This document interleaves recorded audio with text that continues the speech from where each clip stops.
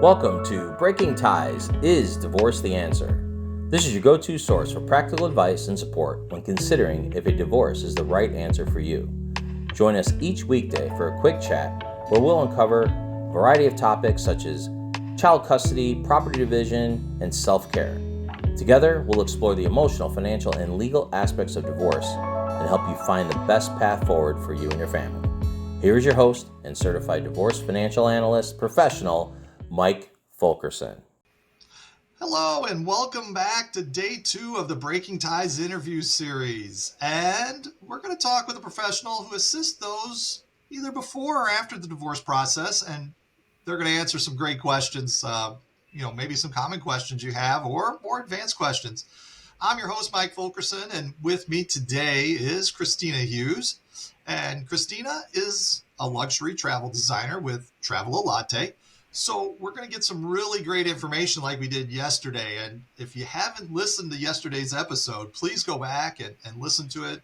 Kristina introduces herself a little bit more in detail and how she got into travel. And, we had some really good questions. So you're going to want to go back and check that out. So welcome back to the podcast, Kristina. How are you today?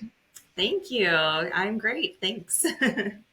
Excellent. Well, I know the information yesterday was fantastic. It really was. And so I'm looking forward to today's questions. And, yesterday, we chatted a little bit about traveling solo after divorce and kind of some thoughts on where to begin.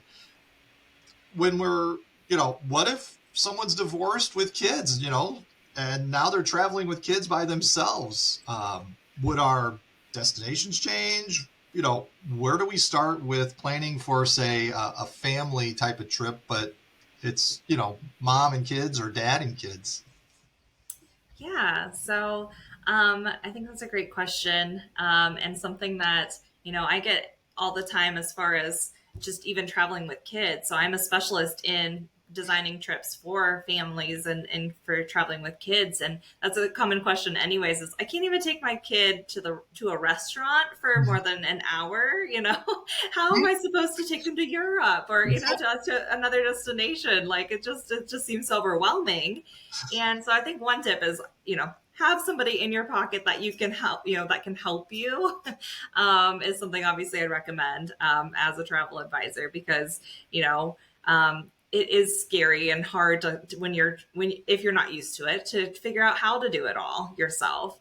And, something that for me as a travel advisor, I am not one that just puts together an itinerary and sends it to you and then you are off on your own and you have to still figure a lot out. Like I'm there through the whole process and can kind of help, guide. And if you're in Europe and if something happens, like a train's canceled, things like that, you have someone to contact. So that's a lot of peace of mind, I think, especially if you're traveling solo and with kids. But, I think it's the same way of traveling by yourself. Knowing where you want to go is kind of, what are you dreaming of? What do you feel like you need as the adult, right? And anywhere you take your kids is going to be great. You can make it great. So again, if it's a beach vacation, if it's a mountain vacation, if it's a international vacation, I think that any of those are great with kids. And just really focusing on different activities that are kid friendly and things like that. I think any of those, there's a lot of options, but it may feel scary, but it is doable with the right tools. And I think the memories that you make with your kid on vacation is different than what you would have, if you're not. And I strongly feel that way. I've noticed myself, when I'm on vacation, I am a different person because I'm unplugged. I don't have, I got to do the dishes and I got to do the laundry and I got to do this and that and this and that. And I have this bill that needs paid and I have this and that, you have so many demands on a day-to-day basis between work and home and kids and, run the kids to this sport and that and all these things. But when you're traveling, you're with your child and you're in the new place and you're just able to enjoy it and, make those new memories. And I think for me, that's something that I think is really important. Yeah, that's fantastic. And I think you're absolutely right. I mean, being able to be in the moment when you're on vacation is a whole lot different than being in the moment when you're in your day-to-day kind of just flow.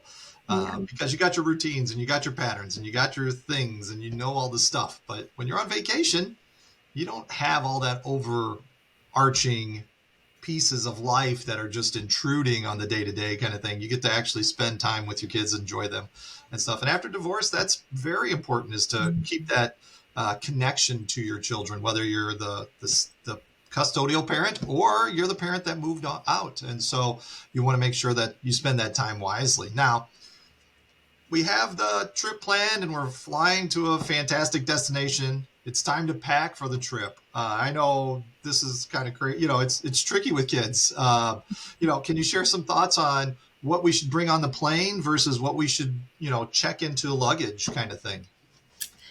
Yeah, so I have a lot of tips and tricks that I only have so much time for right now, but yes, I think that it depends on the age of the kids. If you have older kids and teenagers, packing is not very difficult compared to when you have small kids, toddlers, infants.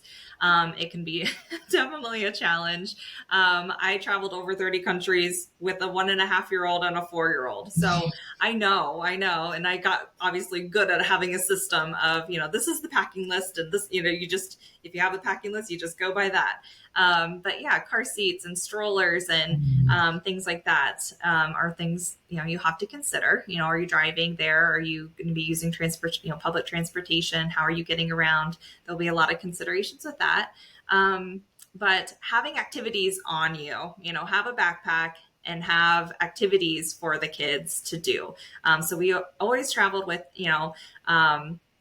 little sticker books and a couple of the kids' favorite toys. My son loves Legos, so he always has a couple little Legos in his bag that he can just play with. Or my daughter with a couple little Barbies, or something like that they enjoy, they would play with at home. Bring those things.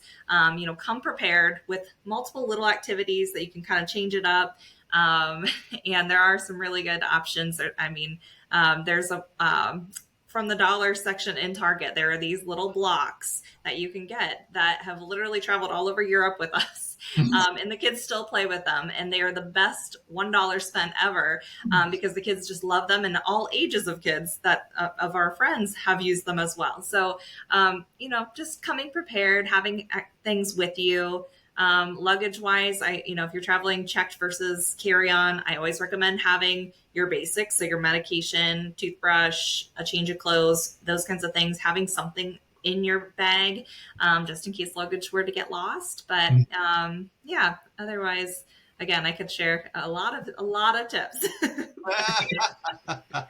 Yeah, and tips are great. And having a resource is great. I like the fact that you mentioned earlier that if people have an issue or something, you're available to help them and get through whatever challenges they may be facing on their trip. And while it may be far and few between, it's still a nice peace of mind for anyone traveling. So I think that's a great part of the service you provide. Yeah, definitely.